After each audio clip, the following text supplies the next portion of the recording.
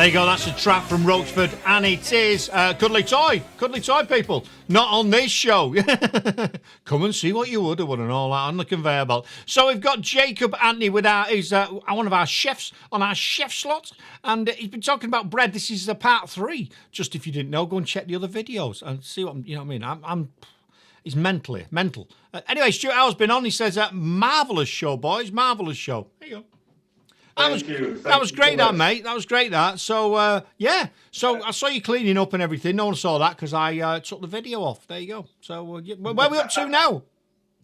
So, basically, I wanted to talk to you about then the different types of bread. Because some people think, right, this is something that kind of drives me mad.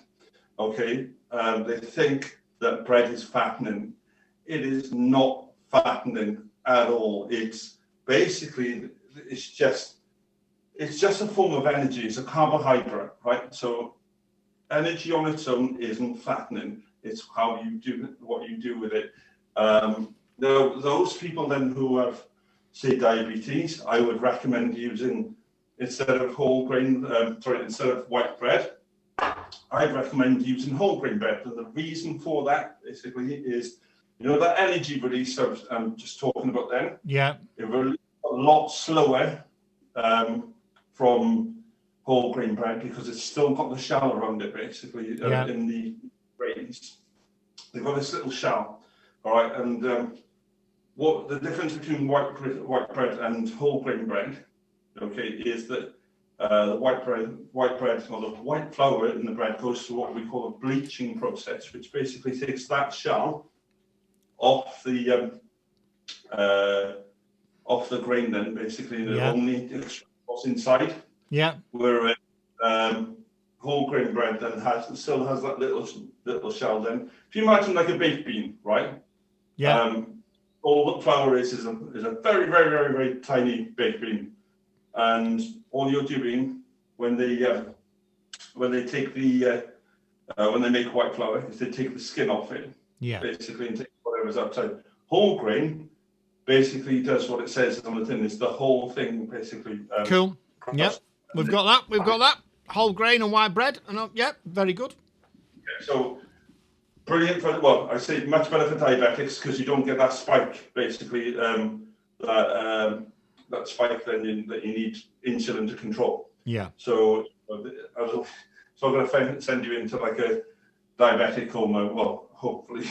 Yeah, anyway, well, unless you have about 10 slices, then you could have a problem, couldn't you? But anyway, yeah, got it. I get it, mate. I see what you're saying. It's it's a lot better for you, isn't it? A lot better for your body. Lot better for you. And also, I've spoken to, the reason why I started my bakery, right, was because the doctors said to me, oh, you've got a gluten intolerance, because I was getting really, really ill. And I was like, well, hang on a second. How is it when I make my own bread? How is it when I make my own bread? I don't get ill. Yeah. So I was like, okay, there must be something to do with the preservatives and the way that it's being made. So if you get ill with normal bread, try this, because this will be no preservatives, no added sugars.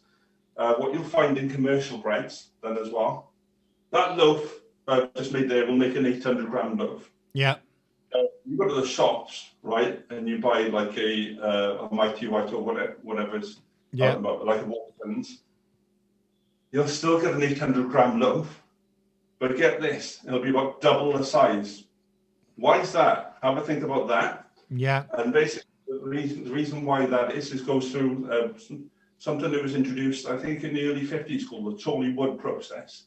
Basically, what it is they throw in like preservatives, they throw in extra yeast, sugar, then basically to get that volume up. And there's a lot more water in it then as well. Yeah. But what they're doing basically is getting the volume up so they can use less, then make it much cheaper. Yeah. The funny thing is, right, that bread I've just made there will last just as long as the normal bread, the bread you buy off the shelves. Yeah. And then basically you're just not getting the same volume, but obviously what you're doing then is you're not getting the preservatives, the flour improvers, the all the sugars, that kind of thing. So yeah, cool. when you put I did a massive test. I did like a split test with people. I did like on my Facebook page, and they were astounded that the two loaves were the same weight, and one was massively bigger. And I said, you want to think about that when you're putting that on your sandwich, basically. So yeah, I'm having a bit of a rant. No, but, you're right, mate. You're right. You're right. I've said it before, and the food companies are not there to give you the best food and the best nutrition for the body. They're there to make a profit. And how do they make profit? They make things cheaper. They take things out, put things in to make the process cheaper, quicker, so they can make more profit. That's at the end of the day. A food company is not there to feed you well.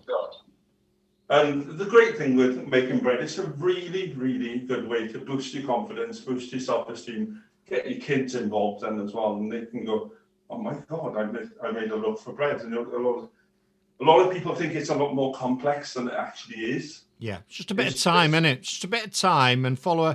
I think for me, a lot of people are scared of doing things, but if you can follow some instructions, and if it says do this and you do that and do this and add that, then it's gonna broadly, it might not be as good. Do you know what I mean? Broadly, it's gonna be what you're supposed to be expecting to get.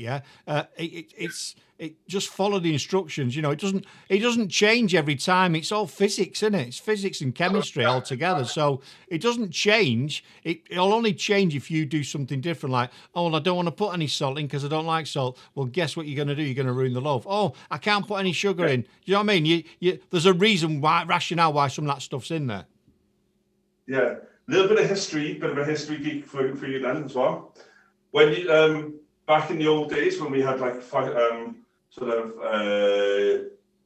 wood fire stove, that kind of things, like your old artists. Yeah.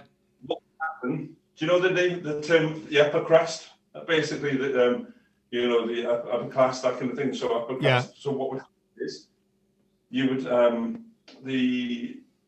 you put your loaves and that kind of thing in the stoves, and the rich people would get the top bit, and then the servants would get the bottom bit that is all burnt, basically, and that's why we call it upper crust. The upper crust, basically, or they're part of the upper crust, or they're very upper crust, they're very well off.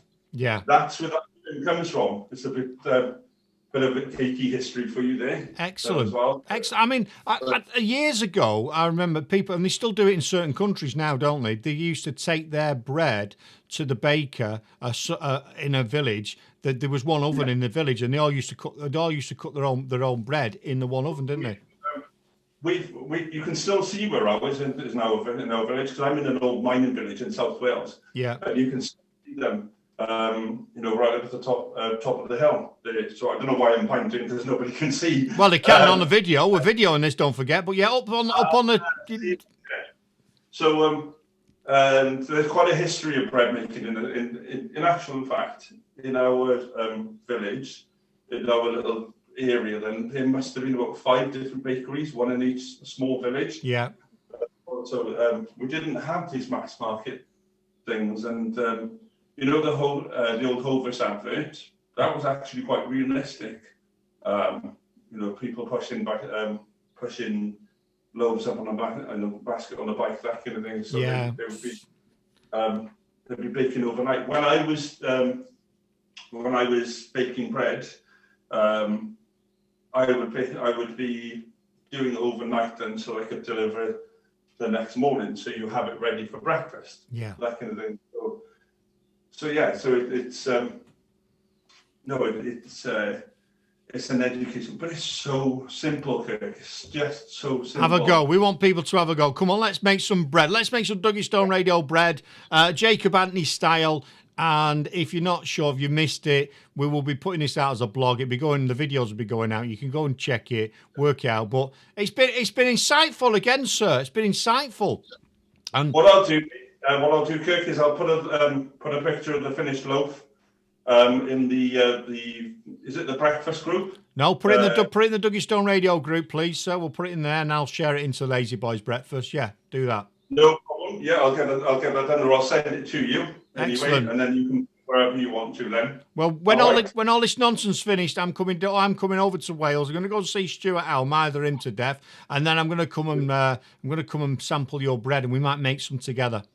But I'm not staying overnight to wait for it in the morning. I'll just stick around and we'll make a loaf and you can tell me what it's like.